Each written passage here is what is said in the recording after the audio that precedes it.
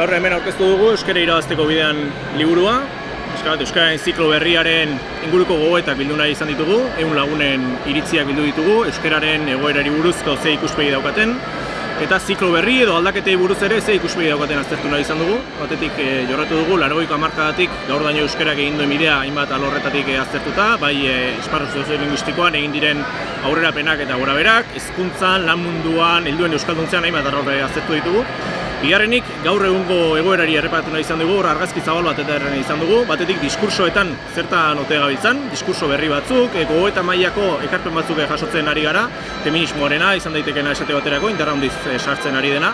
Bigarrenik, alderdi politikoei begiratu nahi izan diegu, bai EAEkoei, bai Nafarroakoei eta bai Ipar Euskal Herrikoei, horietako guztietako ordezkariekin hitz egin dugu, euskara zertan ote den bai beren alderdi barruan, zer aldaketa premia ikusten ote dituzten euskarari dagokionez.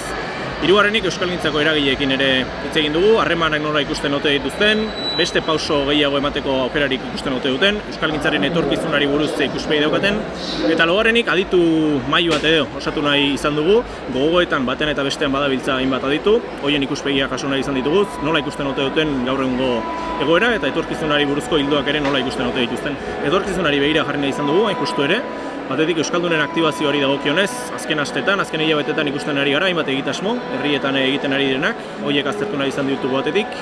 Bigarrenik, hizkuntza eskubidei begira jarri gara, hizkuntza gutxituen hizkuntza eskubideak zertan ote diren, Donostian datorren astean aurkeztekoa da hizkuntza eskubideen protokoloa ere.